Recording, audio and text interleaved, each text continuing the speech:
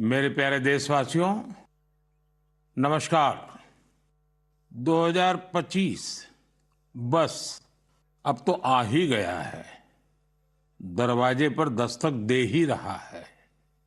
2025 में 26 जनवरी को हमारे संविधान को लागू हुए 75 वर्ष होने जा रहे हैं। हम सभी के लिए बहुत गौरव की बात है। हमारे संविधान निर्माताओं ने हमें जो संविधान सौंपा है वो समय की हर कसौटी पर खरा उतरा है। संविधान हमारे लिए गाइडिंग लाइट है, हमारा मार्गदर्शक है। ये भारत का संविधान ही है जिसकी वजह से मैं आज यहाँ हूँ, आपसे बात कर पा रहा हूँ। इस साल 26 नवंबर को संविधान दिवस से एक साल तक चलने वाली कई एक्टिविटीज शुरू हुई हैं। देश के नागरिकों को संविधान की विरासत से जोड़ने के लिए constitution75.com नाम से एक खास वेबसाइट भी बनाई गई है। इसमें आप संविधान की प्रस्तावना पढ़कर अपना वीडियो अपलोड कर सकते हैं। अलग अलग भाषाओं में संविधान पढ़ सकते हैं। संविधान के बारे में प्रश्न भी पूछ सकते हैं। मन की बात के श्रोताओं से, स्कूल में पढ़ने वाले बच्चों से, कॉलेज में जाने वाले युवाओं से मेरा आग्रह है, इस वेबसाइट पर जरूर जाकर देखें, इसका हिस्सा बने।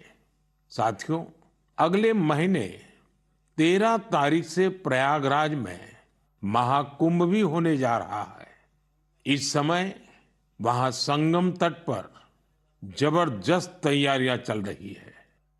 मुझे याद है, अभी कुछ दिन पहले जब मैं प्रयागराज गया था तो हेलीकॉप्टर से पूरा कुंभ क्षेत्र देखकर दिल प्रसन्न हो गया था। इतना विशाल, इतना सुंदर, इतनी भव्यता। साथियों, महाकुंभ की विशेषता केवल इसकी विशालता में ही नहीं है, कुंभ की विशेषता इसकी विविधता में भी है। इस आयोजन में करोड़ों लोग एक साथ एकत्रित होते हैं।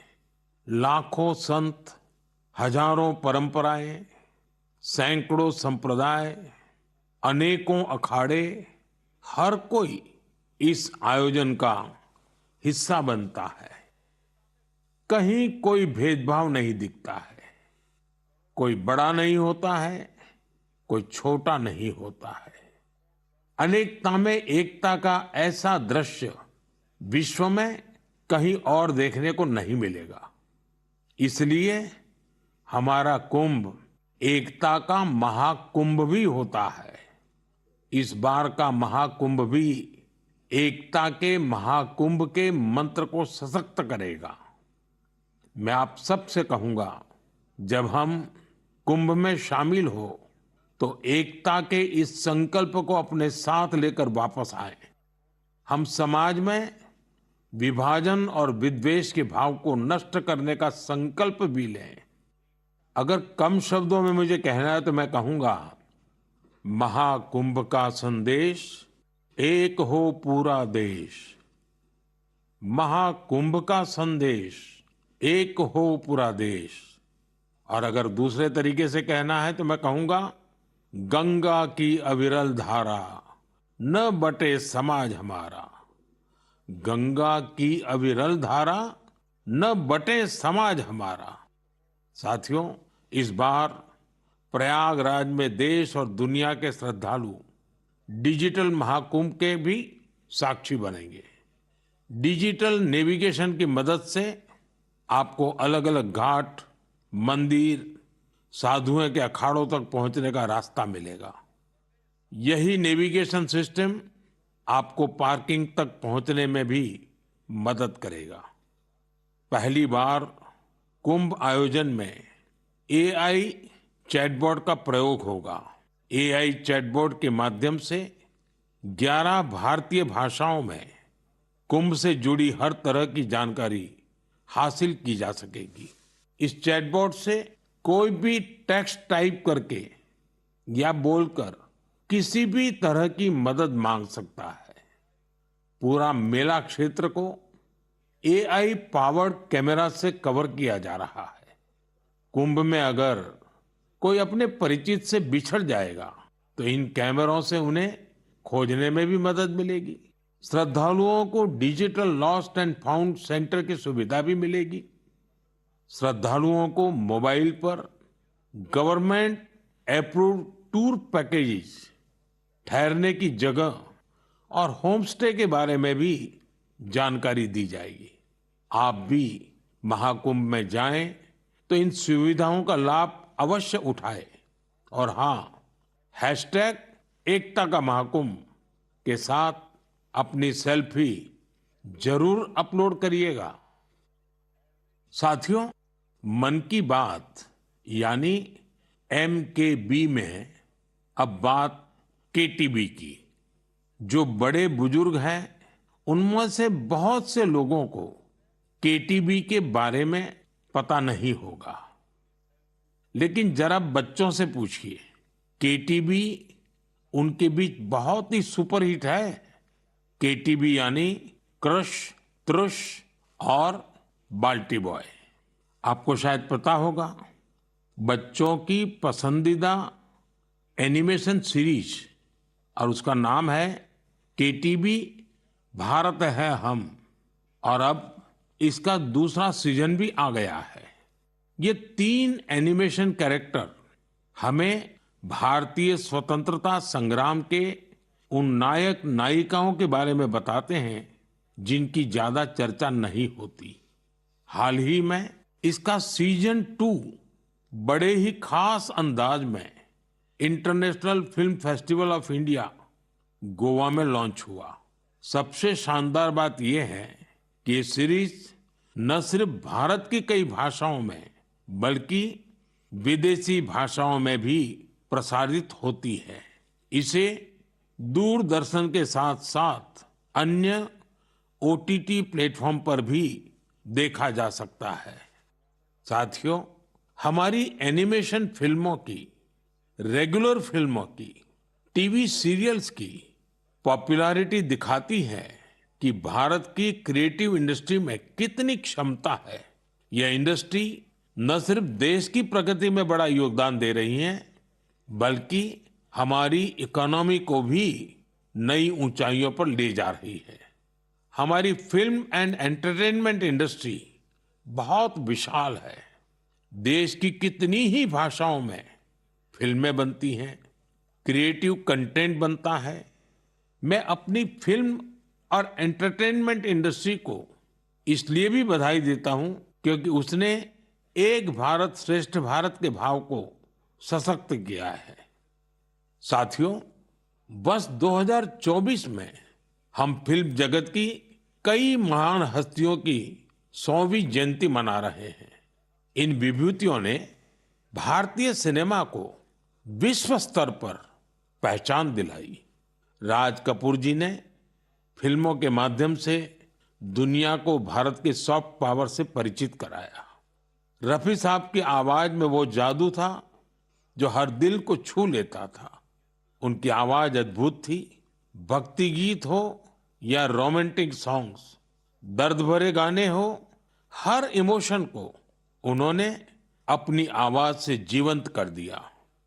एक कलाकार के रूप में उनकी महानता का अंदाजा इसी से लगाया जा सकता है कि आज भी युवा पीढ़ी उनके गानों को उतनी ही शिद्दत से सुनती है। यही तो है टाइमलेस आर्ट की पहचान। अक्कीनेनी नागेश्वर राव गारू ने तेलुगु सिनेमा को नई ऊंचाइयों तक पहुंचाया है। उनकी फिल्मों ने भारतीय परंपराओं और मूल्यों को बखूबी प्रस्तुत किया। तपन सिन्हा जी की फिल्मों ने समाज को एक नई दृष्टि दी। उनकी फिल्मों में सामाजिक चेतना और राष्ट्रीय एकता का संदेश रहता था। हमारी पूरी फिल्म इंडस्ट्री के लिए इन हस्तियों का जीवन प्रेरणा जैसा है। साथियों, मैं आपको एक और खुशखबरी देना चाहता हूं। भारत की क्रिएटिव टैलेंट को दुनिया के सामने रखने का एक बहुत बड़ा अवसर आ रहा है।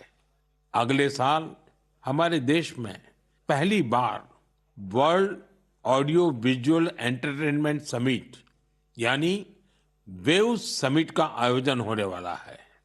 आप सभी ने दावोस के बारे में सुना होगा, जहां दुनिया के अर्थ जगत के महारथी जुटते हैं। उसी तरह वेव समिट में दुनिया भर के मीडिया और एंटरटेनमेंट इंडस्ट्री के दिग्गज क्रिएटिव वर्ल्ड के लोग भारत आएंगे। यह समिट भारत को ग्लोबल कंटेंट क्रिएशन का हब बनाने की दिशा में एक महत्वपूर्ण कदम है। मुझे यह बताते हुए गर्व हो रहा है, इस समिट की तैयारी में हमारे देश के यंग क्रिएटर्स भी पूरे जोश से जुड़ रहे हैं। जब हम $5 ट्रिलियन इकोनॉमी की ओर बढ़ रहे हैं, तब हमारी क्रिएटर इकोनॉमी एक नई एनर्जी ला रही है। मैं भारत की पूरी एंटरटेनमेंट और क्रिएटिव इंडस्ट्री से आग्रह करूंगा, चाहे आप यंग क्रिएटर हो या एस्टैब्लिश्ड आर्टिस्ट, बॉलीवुड से जुड़े हो या रीजनल सिनेमा से, टीवी इंडस्ट्री के प्रोफेशनल हो या एनिमेशन के एक्सपर्ट, गेमिंग से जुड़े हो या एंटरटेनमेंट टेक्नोलॉजी के इनोवेटर, आप सभी वेव समिट का हिस्सा बने। मेरे प्यारे देशवासियों, आप सभी जानते हैं कि भारतीय संस्कृति का प्रकाश आज कैसे दुनिया के कोने कोने में फैल रहा है। आज मैं आपको 3 महाद्वीपों से ऐसे प्रयासों के बारे में बताऊंगा जो हमारी सांस्कृतिक विरासत के वैश्विक विस्तार की गवाह है। ये सभी एक दूसरे से मीलों दूर हैं, लेकिन भारत को जानने और हमारी संस्कृति से सीखने की उनकी ललक एक जैसी है। साथियों, पेंटिंग्स का संसार जितना रंगों से भरा होता है, उतना ही खूबसूरत होता है। आप में से जो लोग टीवी के माध्यम से मन की बात से जुड़े हैं, वे अभी कुछ पेंटिंग्स टीवी पर देख भी सकते हैं। इन पेंटिंग्स में हमारे देवी देवता, नृत्य की कलाएं और महान विभूतियों को देखकर आपको बहुत अच्छा लगेगा। इनमें आपको भारत में पाए जाने वाले जीव जंतुओं से लेकर और भी बहुत कुछ देखने को मिलेगा। इनमें ताजमहल की एक शानदार पेंटिंग भी शामिल है, जिसे 13 साल की एक बच्ची ने बनाया है। आपको ये जानकर हैरानी होगी कि इस दिव्यांग बच्ची ने अपने मुंह से इस पेंटिंग को तैयार किया है। सबसे दिलचस्प बात यह है कि इन पेंटिंग्स को बनाने वाले भारत के नहीं, बल्कि इजिप्ट के स्टूडेंट्स हैं, वहां के विद्यार्थी हैं। कुछ ही हफ्ते पहले इजिप्ट के करीब 23,000 स्टूडेंट्स ने एक पेंटिंग प्रतियोगिता में हिस्सा लिया था।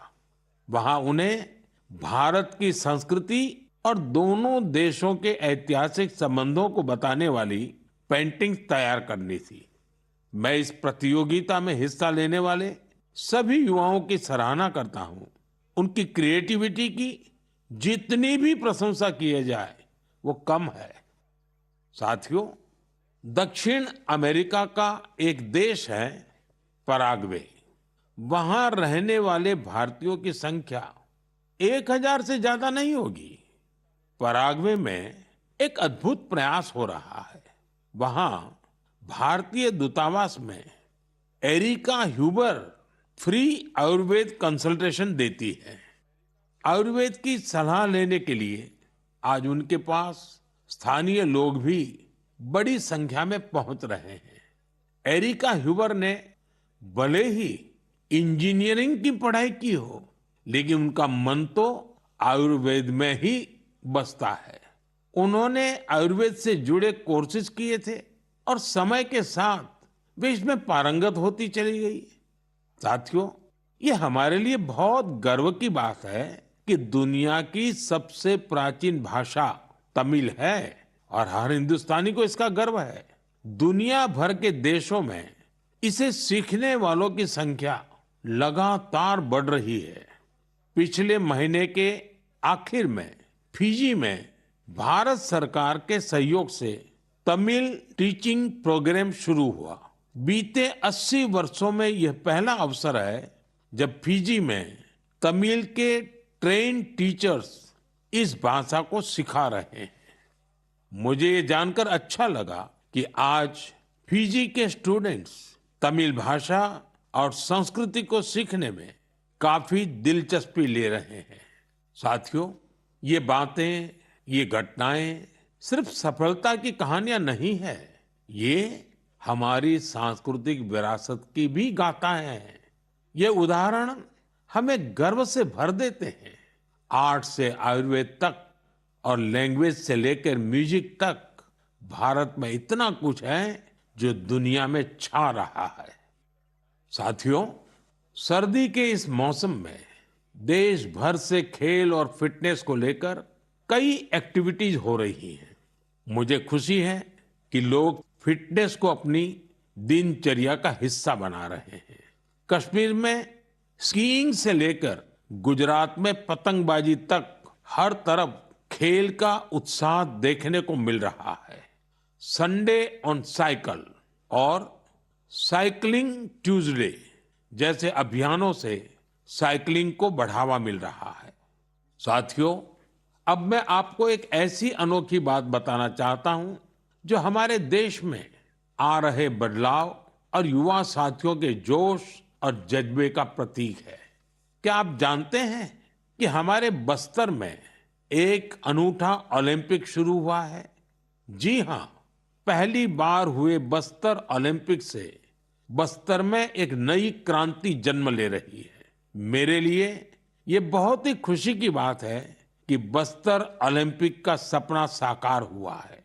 आपको भी ये जानकर अच्छा लगेगा कि यह उस क्षेत्र में हो रहा है जो कभी माओवादी हिंसा का गवाह रहा है।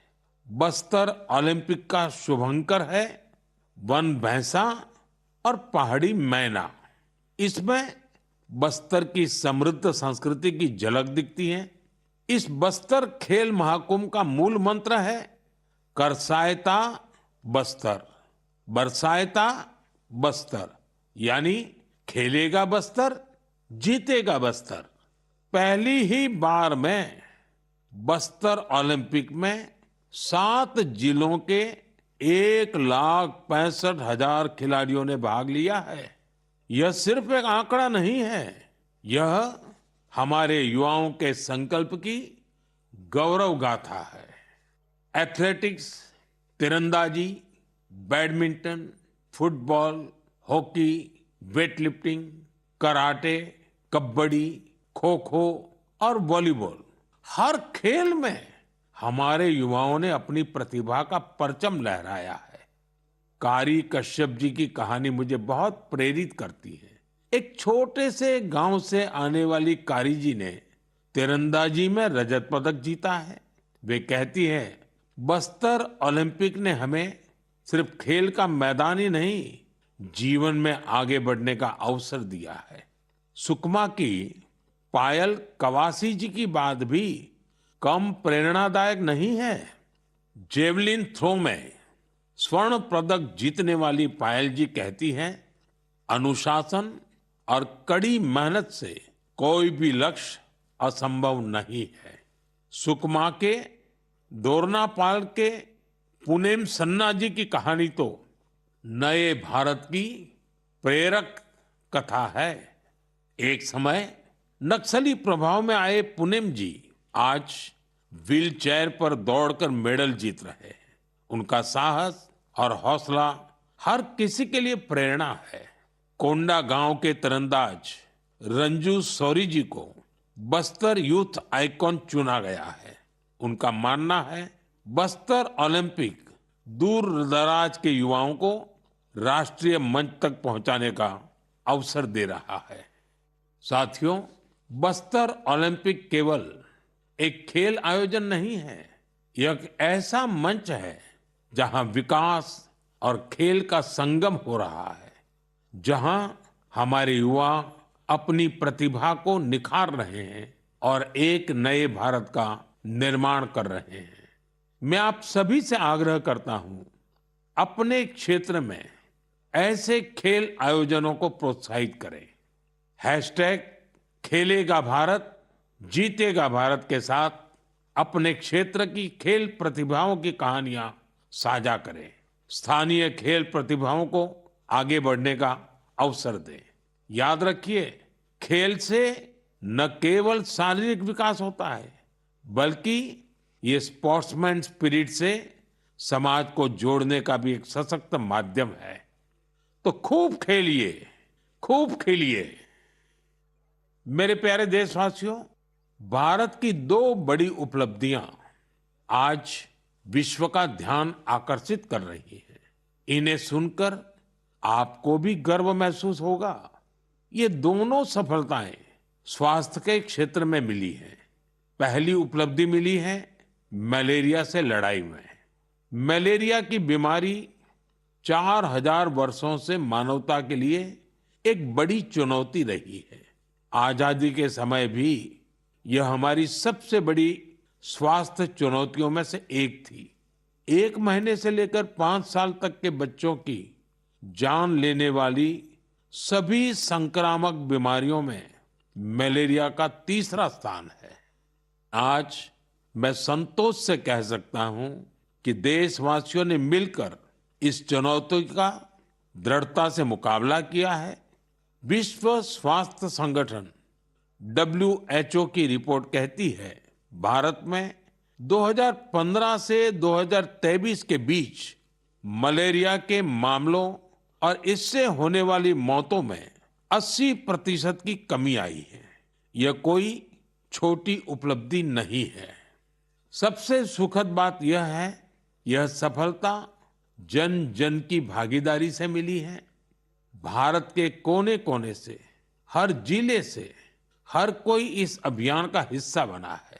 असम में जोरहाट के चाय बागानों में मलेरिया 4 साल पहले तक लोगों की चिंता की एक बड़ी वजह बना हुआ था, लेकिन जब इसके उन्मूलन के लिए चाय बागान में रहने वाले एकजुट हुए तो इसमें काफी हद तक सफलता मिलने लगी।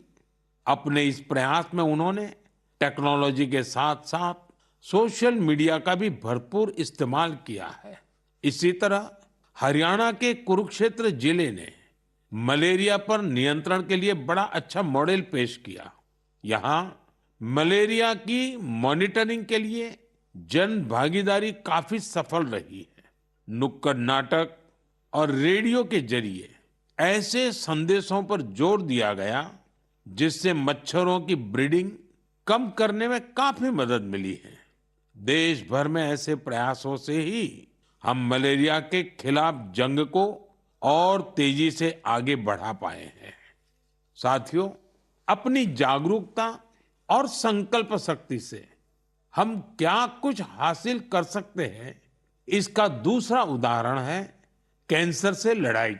दुनिया के मशहूर मेडिकल जर्नल लैंसेट की स्टडी वाकई बहुत उम्मीद बढ़ाने वाली है। इस जर्नल के मुताबिक अब भारत में समय पर कैंसर का इलाज शुरू होने की संभावना काफी बढ़ गई है। समय पर इलाज का मतलब है कैंसर मरीज का ट्रीटमेंट 30 दिनों के भीतर ही शुरू हो जाना। और इसमें बड़ी भूमिका निभाई है आयुष्मान भारत योजना ने। इस योजना की वजह से कैंसर के 90% मरीज समय पर अपना इलाज शुरू करा पाए हैं।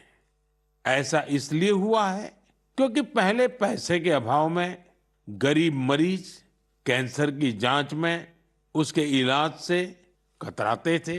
अब आयुष्मान भारत योजना उनके लिए बड़ा संबल बनी है। अब वो आगे बढ़कर अपना इलाज कराने के लिए आ रहे हैं। आयुष्मान भारत योजना ने कैंसर के इलाज में आने वाली पैसों की परेशानी को काफी हद तक कम किया है। अच्छा ये भी है कि आज समय पर कैंसर के इलाज को लेकर लोग पहले से कहीं अधिक जागरूक हुए हैं। यह उपलब्धि जितनी हमारे हेल्थ केयर सिस्टम की है, डॉक्टरों, नर्सों और टेक्निकल स्टाफ की है, उतनी ही आप सभी मेरे नागरिक भाई बहनों की भी है। सबके प्रयास से कैंसर को हराने का संकल्प और मजबूत हुआ है। इस सफलता का क्रेडिट उन सभी को जाता है जिन्होंने जागरूकता फैलाने में अपना अहम योगदान दिया है। कैंसर से मुकाबले के लिए एक ही मंत्र है, अवेयरनेस, एक्शन और एश्योरेंस।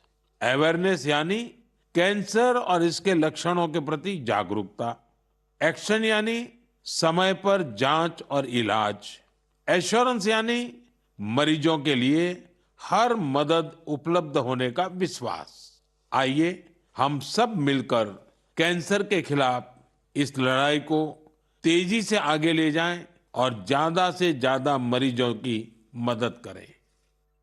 मेरे प्यारे देशवासियों, आज मैं आपको उड़ीसा के कालाहांडी के एक ऐसे प्रयास की बात बताना चाहता हूं जो कम पानी और कम संसाधनों के बावजूद सफलता की नई गाथा लिख रहा है।